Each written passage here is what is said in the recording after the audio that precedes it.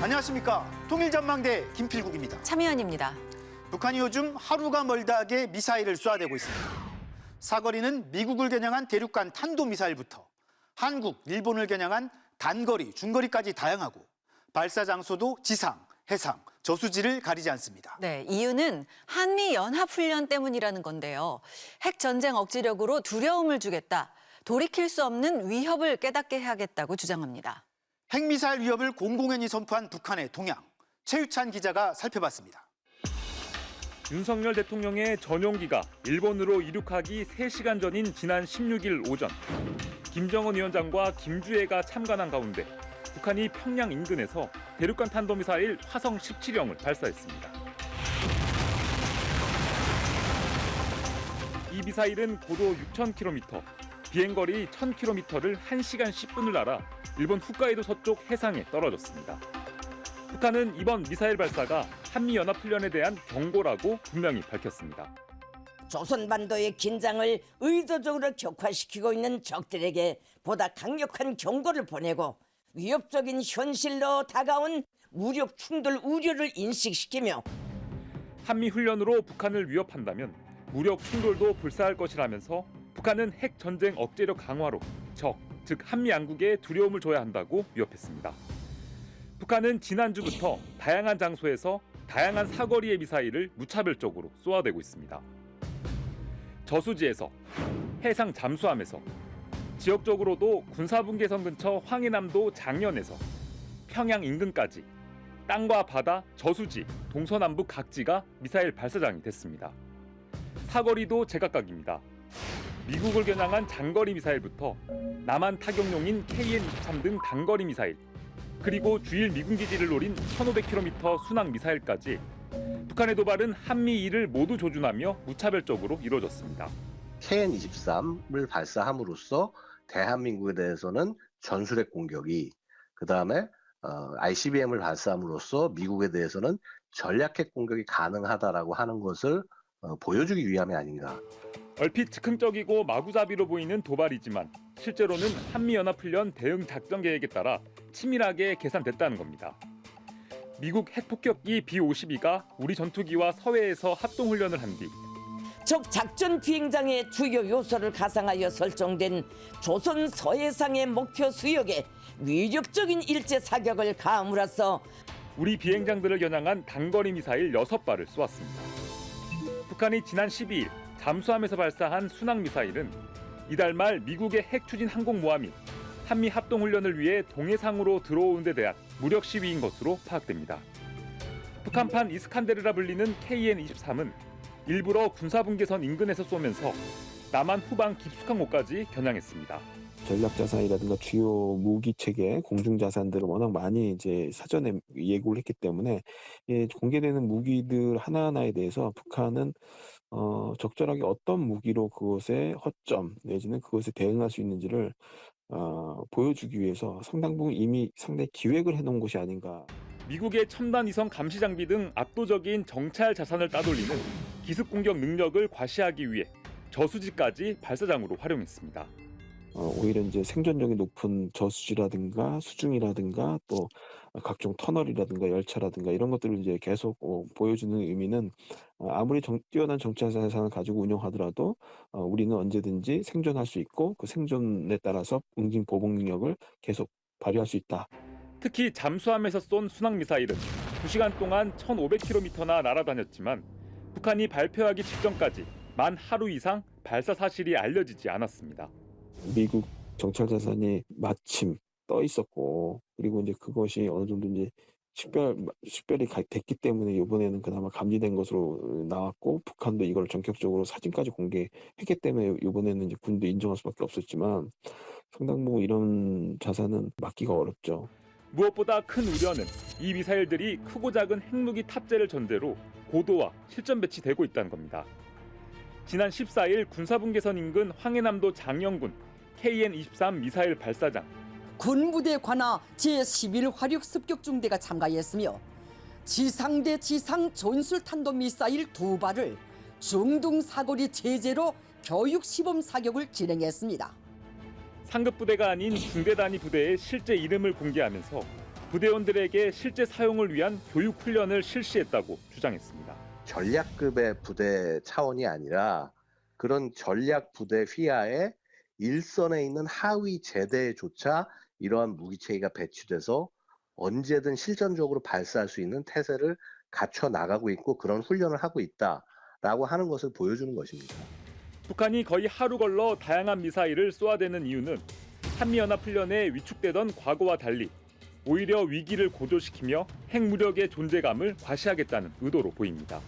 한미 연합훈련에 대한 자신감의 표현처럼 보이지만 내적으로는 오히려 압도적인 한미 연합 자산에 대해서 상당히 수세적으로 여기에 대해서 자신의 대응 능력을 갖고 있다라는 것을 강박적으로 보여주는 좀 태도를 오히려 보이고 있다. 하지만 윤석열 대통령은 북한의 도발에 대해 한미연합훈련의 강도를 더 높일 것을 지시했습니다. 또 이달 말까지로 예정된 한미합동훈련 기간이 끝나면 한미일 연합 항모 강습단 훈련까지 예정돼 있습니다. 북한이 두려움을 주겠다며 위험 노선을 공언한 만큼 다음 행보는 대륙간 탄도미사일을 고각 발사가 아닌 태평양을 관통하는 정상 각도로 발사하거나 정찰위성을 쏘아 올릴 가능성이 제기됩니다. 기본적으로 ICBM 발사지만 그다음에 그 과정에서 자신들 이제 정찰위성 쪽에 관한 것으로 넘어가고 있다. 그것도 같이 준비하고 있다. 이런 메시지를 이걸 통해서 보여주려고 하는 것 같아요. 한미의 압박에 더 위협적으로 대응하겠다고 공언한 북한. 그럴수록 대북 군사적 포위망을 강화하겠다는 한미일의 대결 속에 한반도의 군사적 긴장은 더욱 높아지고 있습니다. 통일전망대 최유찬입니다.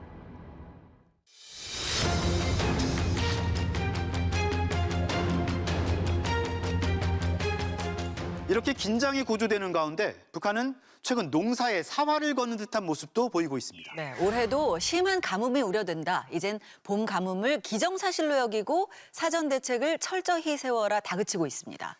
영농 일정을 앞당기라는 주문도 하고 있다는데요. 김세로 기자, 북한 상황 살펴볼까요? 네, 황해남도와 평안북도 등 각 지역 농촌에선 지난달 말부터 일찌감치 밀과 보리를 파종하기 시작했는데요. 작년과 비교하면 열흘 가까이 앞당긴 셈입니다. 요즘 북한 방송엔 농업 기술을 전수하는 모임 소식도 자주 나오는데 핵심은 어떻게 하면 영농 일정을 당길 수 있는가라고 합니다. 올해 예견되는 농업기상 조건에 대처해서 전반적인 영농 촉기를 앞당기는 데서 나서는 실무적 문제들과 영농 일정을 이렇게 당기는 이유 뭐 때문인가요? 네, 통상 밀보리 파종이 끝나면 4월에서 5월 모내기에 앞서 모판도 만들고 각종 준비를 하는데요. 일정을 당겨 빨리 끝내는 만큼 다른 일을 할 시간을 벌 수 있습니다. 또 최근 강조하고 있는 이모작 과정에서 수확철과 다른 작물 파종 시기가 겹치지 않게 하기 위해서도 필요하다고 합니다. 땅을 놀리지 않고 계속해서 이제 농사를 짓는 것은 생산량을 조금이라도 더 늘리려고 하는 그런 목적이 있는 것이죠. 또 다른 이유도 있는데요. 봄 가뭄에 대비하는 조치란 겁니다. 수rop하기라든지 강하천 바닥파기라든지 영농 일정률을 조금씩 당겨놔야 가뭄과 관련해서 어떤 작업이 시작될 때 그 작업에 공정의 여유가 생기는 거예요. 지난해도 봄 가뭄이 심했잖아요. 그래서 올해 더 재촉하는 듯합니다. 네, 우리나라도 남부지방에선 벌써 가뭄 피해가 잇따르고 있는데요. 북한도 3월 초 강수량이 예년에 비해 적다면서 경계합니다. 3월 상순 평균 강수량을 보면은 1.8mm로서 평균의 20% 정도밖에 되지 않았습니다. 북한은 작년에도 봄 가뭄으로 농업 생산에 큰 타격을 받았는데 올해 역시 곡창지대인 황해도를 비롯한 각 지역에서 심한 가뭄이 예상된다며 우려합니다. 특히 5월에는 주요 볼들이 집중되어 있는 황해남북도를 위주로 중부의 여러 지역에서 이제 강수량이 적어서 가뭄 현상이 나타날 것으로 예견됩니다. 그런 만큼 가뭄이 무조건 들이닥친다는 걸 기정사실로 여기고 대책을 세우라며 농경지에 물을 댈 수 있는 대책 마련이 급선무라고 강조합니다. 북한은 최근 당중앙위원회 전원회의에서 농업 문제를 단일 의제로 상정할 만큼 중시하며 후속 대책도 마련했는데요. 간석지를 개간하거나 토지 장부를 대조해 숨은 땅을 찾도록 하는 등 재배 면적을 확대하는 방안도 독려합니다. 농업 토지를 필지별로 대조 확인하면서 누락된 토지를 모두 찾아 알곡 재배 면적을 결정적으로 늘려야 합니다. 네, 김정은 위원장은 농기계를 선물로 보냈다고요? 네, 지난해 완공한 함경남도 연포온실 농장에 경운기와 트랙터 등 농기계 수십 대를 보냈습니다. 온실남새 생산의 집약화 공업화 수준을 높이는 데 필요한 윤전 기재들과 많은 설비들을 보내주시는 주민에게 신선한 채소를 공급한다며 만든 이 농장은 김 위원장이 착공식과 준공식에 모두 참석하며 공을 들였던 곳인데 연일 도발 수위를 높이는 상황에서도 민생을 챙기고 있다는 걸 선전하려는 의도란 분석이 나옵니다. 네. 북한에도 우리 식목일하고 비슷한 날이 있는데요. 며칠 전 3월 14일이 바로 식수절이었다고 합니다. 네, 북한은 산림복구를 전투라고 부르면서 중시한다던데요. 이 식수절 분위기는 어땠는지 궁금하네요.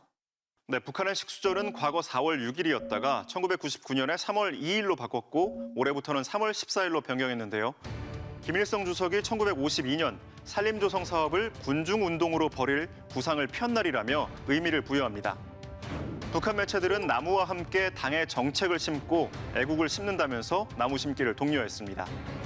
전원의 결정을 업받들고 올해 농업 생산 목표를 기어이 점령할 그런 농업국가들 모두의 그런 애국의 마음을 담아서 나무 심기가 일종의 사상운동처럼 느껴지네요.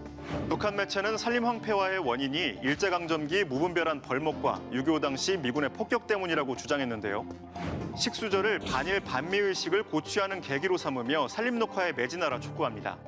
항일의 선열들과 전하의 용사들과 인민들이 피를 써 찾아 지켜낸 땅입니다. 그 땅에 우리가 심은 나무 한 그루 없다면 우리가 어찌 후손들이라 말할 수 있겠습니까? 그런데 이 북한 산림 황폐화는 또 다른 중요한 원인도 있지 않나요?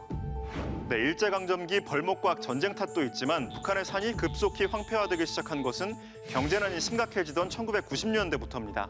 땔감을 위해 무분별한 벌목을 하고 산을 개간해 층층이 다락밭을 만들기도 했는데 1990년대 고난의 행군 시기를 거치면서 전체 산림의 4분의 1이 사라졌습니다. 고난의 행군 때 개인들의 영농, 그러니까 떼기밭이나 이런 개인들의 사적 영리 행위 때문에 또 산림이 황폐가 됐거든요. 이렇게 황폐화된 민둥산은 심각한 홍수 피해를 유발하는 등 경제난을 더 가중시키기도 합니다. 네, 경제적 관점에서도 산림을 복구하는 게 절실하겠군요. 네, 나무 심기가 곧 애국이라며 산림복구를 전투라 부르기도 하는데요.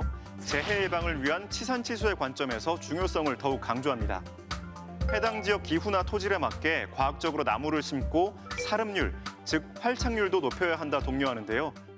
물길 주변에 상온 뻗불한 나무와 참대 보드나무를 심어서 농업 토지를 보호하고 많은 경제적 실리를 얻고 있는 증산군과 평원군 삼봉농장의 경험을 본받아 해안가에는 방풍림 조성에 좋은 참대 버드나무나 금야 흑송나무를 심는가 하면 농촌 지역은 잣나무나 왕밤나무처럼 식량이나 약재로 활용할 수 있는 나무도 심습니다.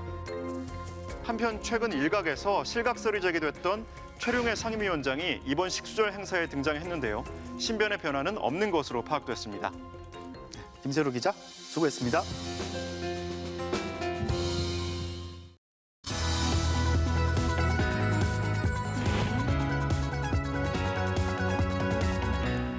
봄이 오고 날이 풀리면서 이제 야외 스포츠도 본격적으로 시작하는 시즌이 됐습니다. 북한은 어떨까요? 김정은 시대 북한 스포츠 오늘 함께 알아보겠습니다. 네, 이 스포츠에 관심 많으신 두 분 모셨습니다. 어서 오세요. 안녕하세요.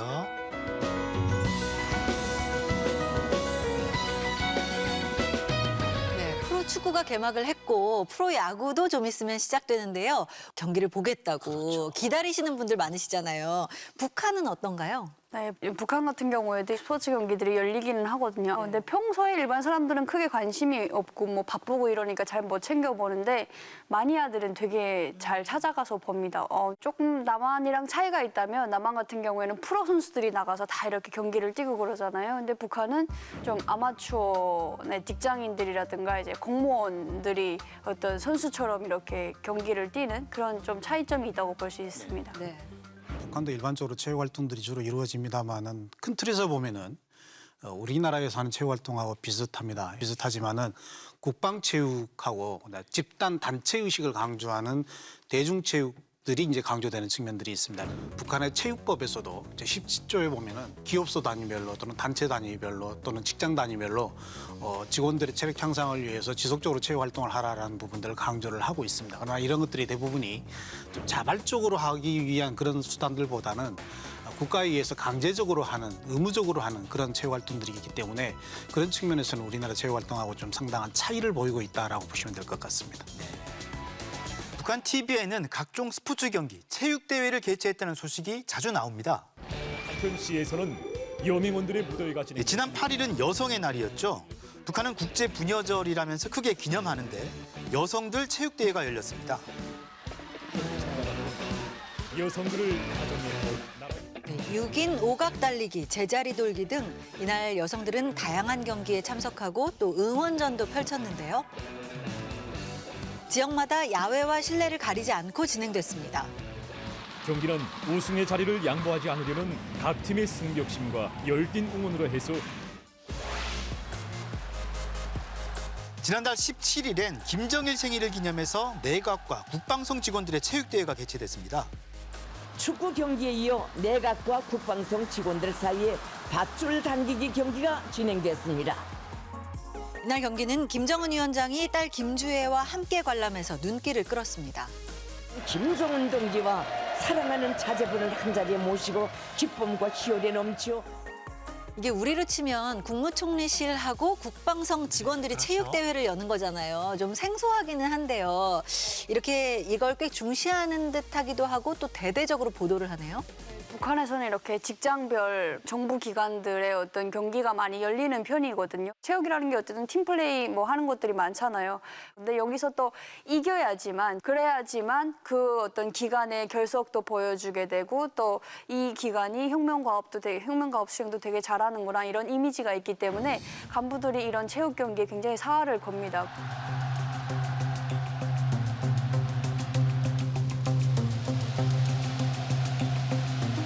선수들 모두가 지칠 줄 모르는 강한 승부심. 그래서 이런 체육을 잘하는 특기생들을 또 직원으로 특별 채용하기도 하고 기간별 어떤 체육 경기를 했는데 꼴찌를 한다거나 그러면 간부들이 처벌을 받게 되는 그런 현상도 벌어지게 됩니다. 내각하고 국방성은 북한 권력의 중요 축이기도 하잖아요. 그렇죠? 김 위원장이 딸 김주혜를 동행해서 체육대회를 봤다. 뭐 어떻게 볼 수 있을까요? 실질적으로 이제 김정은 그 자체가 유학 시절부터 스포츠에 대한 마니아였었습니다. 예를 들어서 이제 2013년 같은 경우는 미국의 유명한 프로 농구 선수 로드맨이 이제 직접 방문했었고, 그다음에 이듬해에는 이제 NBA 출신 선수들과 북한의 농구팀들이 같이 농구 친선 경기를 했었습니다. Happy birthday to you. Happy birthday, dear Marshall. Happy birthday to you. 그런데 이번에 이제 마치 내각성과 이제 국방성에 같이 체육 활동을 하는 과정에 딸을 동행을 해서 참석했다라는 것이 이제 이를 두고 이제 여러 가지 평가들이 있습니다만 아마 코로나하고 정식적으로 이제 공식이 되면서 올해 아시안 게임도 있고 내년에 이제 파리 올림픽도 있습니다. 그런 측면에서 사전에 준비하기 위한 그런 위상을 보여주기 위해서 나타나지 않았냐라는 부분들이 없지 않아 있습니다. 네. 자, 이렇게 체육을 중요시하는 북한. 그러니까 국가기념일 같은 특별한 날은 물론이고요. 거의 1년 내내 체육대회가 열린다고 합니다.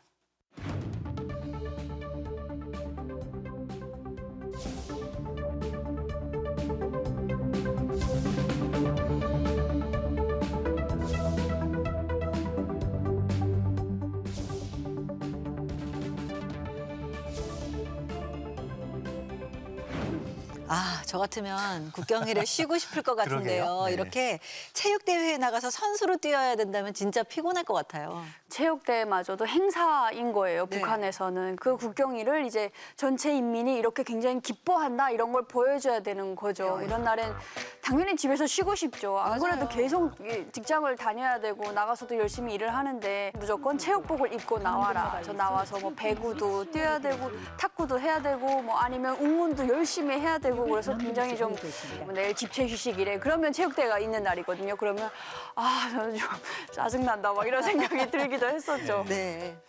네, 체육대회 말고도 북한 주민들이 체육하는 날 또 있는데요.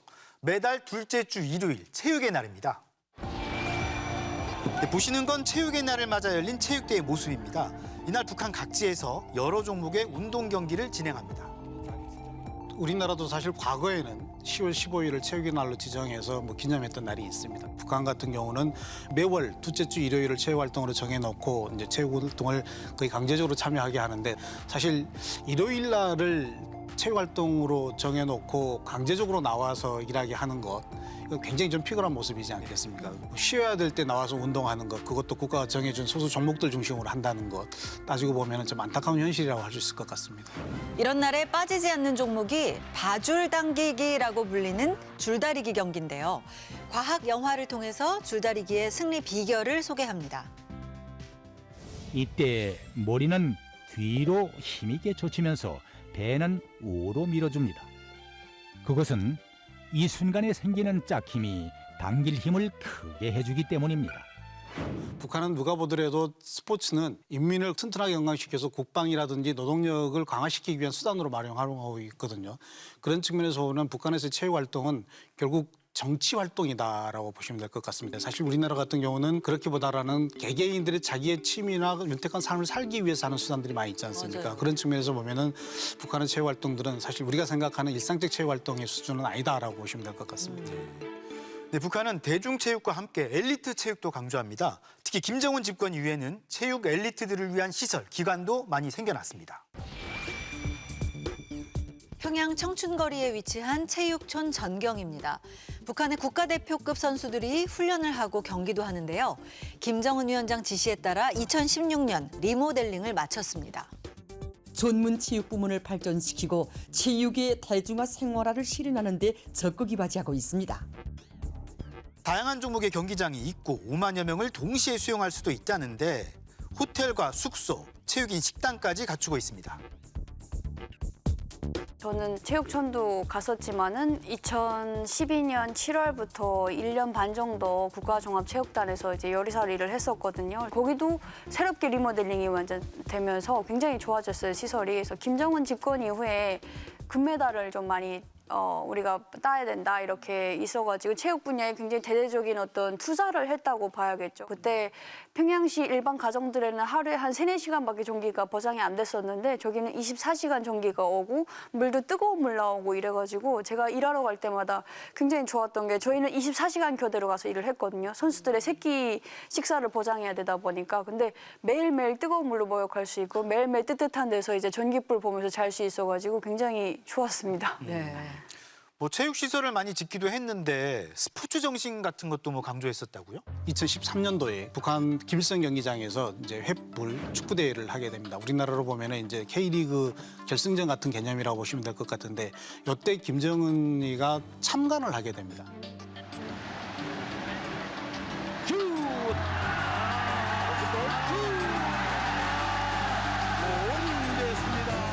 그런데 1팀에서 부정 선수가 나왔다라는 것이 적발이 됩니다. 사실 김정은 앞에서 부정 선수가 출발하는 부정 게임을 했다는 것은 있을 수 없는 상황이지 않습니까? 그래서 노발대발해서 결국은 6개월 정지를 내리고 그해 대대적으로 이제 스포츠 활동에서의 부정 선수에 대한 적발을 하기 시작을 하게 되는 부분들이 없지 않아 있습니다.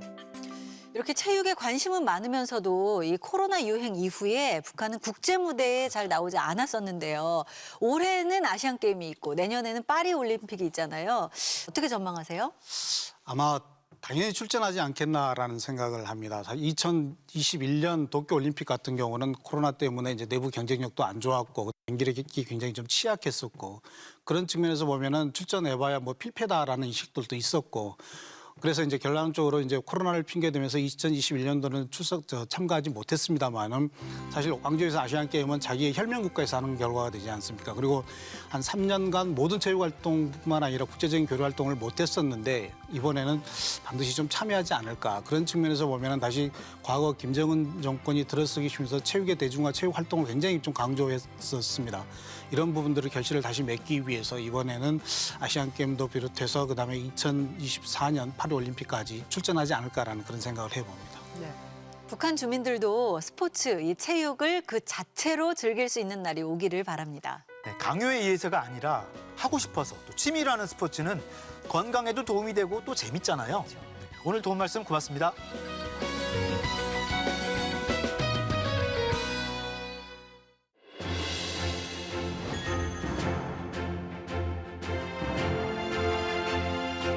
보건이나 교육, 교통, 환경. 사실 어느 사회나 조금씩 문제가 있을 텐데요. 북한은 이런 문제가 특히 더 심각하다는 평가가 나오곤 하죠. 네, 이런 북한의 여러 사회 문제를 남북한 출신 청년들이 함께 고민하고 해법을 찾는 자리가 있었다는데요.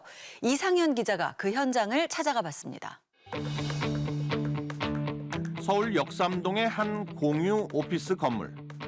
교육과 투자 연계 등을 통해 개발도상국들의 현지 문제 해결을 지원하고 탈북민들의 창업도 돕는 단체가 입주해 있는 곳인데요. 북한 현지 문제와 굉장히 유사한 문제들이 남한 사회에 있기보다는 지금 개발도상국, 아프리카나 동남아시아 이런 유사한 부분들이 굉장히 많거든요. 그래서 개발협력과 통일의 이슈가 저는 굉장히 밀접하게 맞닿아 있다고 생각을 합니다.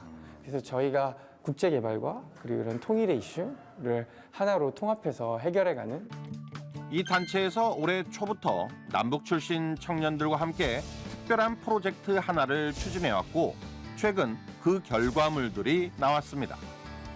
북한 사회의 여러 문제에 대한 해결 방안을 놓고 남북 출신의 청년들이 2달 넘게 머리를 맞대어 함께 고민해봤다는데요. 잠시 후 이곳에서 그 결과물이 발표된다고 합니다. 어떤 생각이 나왔을까요? 함께 들어가 보시죠. 335 옹기종기 모여있는 20, 30대 청년들. 탈북 청년이 1명씩 포함돼 3, 4명씩으로 구성된 총 7개 팀으로 만난 지 2달밖에 안 됐지만 오랜 친구처럼 벌써 친숙해진 모습이었습니다. 사실 처음에는 좋은 결과물을 내고자 저는 좀 그런 생각으로 있었는데 남한 친구들이랑 대화를 하면서 오히려 대화를 하는 게 더 재밌더라고요. 그래서 그게 대화를 하는 게 너무 즐거우니까 그 시간이 너무 빨리 가는 것 같아서 아쉽기도 하고. 일단 저희는 최대한 중점을 둔 게 어떻게 하면 북한 문제를 좀 쉽게 풀 수 있을까에 좀 많이 중점을 뒀거든요. 그래서 좀 쉽게 해서 많은 사람들이 관심을 갖게 하는 게 저희들의 목표였기 때문에 그런 것들이 좀 심사위원님들께도 잘 전달이 되어서 1등을 하면도 좋을 것 같습니다. 드디어 발표의 시간. 첫 팀이 들고 나온 건 북한의 교통 문제로 만성적인 연료 부족 해결을 위해 태양광을 이용한 전기버스 도입을 대책으로 제시했고요. 북한 내에서도 전기차 생산이 지금 진행이 되고 있고요. 평양 시내 같은 경우는 딱 무궤도 전차로 전기 트레인을 이용해서 움직이고 있습니다. 그래서 전기버스의 문제는 그렇게 어렵지는 않고 금액적인 부분의 문제라고 생각합니다. 농업용수 부족 해결책으로 역시 태양광을 이용해 그 전력으로 풍부한 수자원을 끌어쓰자고 주장한 팀은 자체 제작한 개인용 태양광 발전 장비를 선보이기도 했습니다. 각 팀이 북한의 사회 문제를 선택할 때 가장 크게 작용한 건 북한 출신 팀원의 어릴 적 북에서의 경험이었다는데요. 때문에 아동 문제를 들고 나온 팀이 유독 많았습니다. 북한 양강도의 산재해에 있는 폐건물들을 아동 돌봄 시설로 활용해 방치돼 있는 아동들을 보살펴주자는 의견부터 그 타가서는 그러니까 국가에 관련된 일을 하는 사람들의 자녀들이 갈 수 있기 때문에 그렇지 않은 자녀들은 뭐 위험한 상황에 노출되거나 아니면 집에 고립되어 있거나 이런 경우가 굉장히 많기 때문에 비좁고 위험한 비포장 도로를 1시간 넘게 걸어 통학해야 하는 함경북도 무산군에 남한과 같은 학부모 통학 도움이나 일본처럼 무리를 지어 이동하는 단체 통학 제도를 도입하자는 의견도 있었습니다. 북한 무산군뿐만 아니라 다른 지역에서도 확산이 되어 북한 전체 아이들의 안전과 인권이 향상되었으면 좋겠습니다. 그리고 아동 인권 문제를 선택한 팀. 아동 유아기 시기는 인권 감수성 향상에 굉장히 중요한 시기입니다. 나의 존엄성뿐만 아니라 타인에 대한 존중과 같은 인권의 가장 기본적 가치인 보편성을 학습하기에 최적의 시기입니다.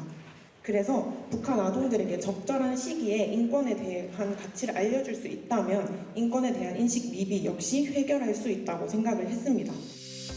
그 방법으로 인권을 강조한 동화를 제작했고 이를 팟캐스트 오디오 방송으로 북한에 직접 송출하거나 USB에 담아 중국을 통해 북한으로 유입시키자는 방안을 제시해 가장 좋은 평가를 받았습니다. 모든 나무 사람은 어떤 모양이든 재주를 부릴 줄 알든 모르든 사랑받을 자격이 있기 때문이지. 그래서 너는 정말 소중하단다. 각종 질병을 야기시킨다는 북한의 식수 문제 해결을 위해 백두산에 들쭉을 공급받아 남한에서 들쭉차로 판매한 뒤 그 수익금으로 정수 제품을 제공하자는 방안도 호평을 받았고, 잘못된 의학 지식, 특히 경시되어 왔다는 여성 생리에 대한 올바른 정보 제공을 위해 생리교육 스마트폰 앱을 개발해 보급하자는 의견도 눈길을 끌었습니다. 한 팀이 남북이 하나가 됐다 해서 북한에서 온 사람이 북한 문제를 정통하게 설명할 수 없었을 거예요. 그렇지만 처음으로 이렇게 시도해서 하이브리드로 한 팀이 된다는 것은 굉장히 의미가 있죠. 통일 상상력을 키우는 데는 이러한 시도가 최고입니다. 서로의 차이를 느껴가며 하나를 도출해본 남북의 청년들. 협력하면 이렇게 서로가 부족한 부분은 많이 채워줄 수 있어서 이 활동이 너무 많은 것을 배우게 됐고 되게 의미가 있었던 것 같습니다. 향후 한반도에서 펼쳐질 이들의 미래일 것입니다. 통일전망대 이상현입니다.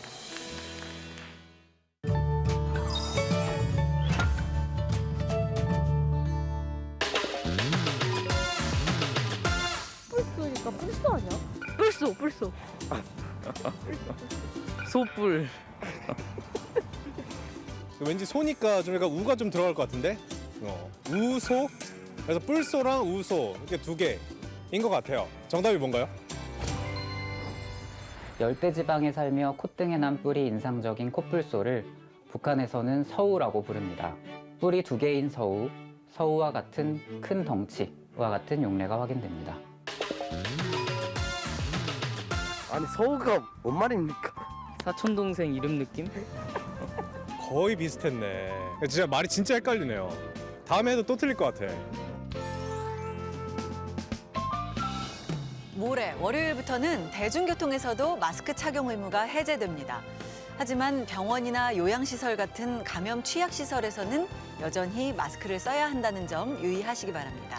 요즘 봄 기운이 완연해서 야외 활동하기에도 적당한데요. 가벼운 운동으로 건강관리 해보시는 건 어떨까요? 통일전망대 다음 주도 알찬 내용으로 찾아오겠습니다. 고맙습니다.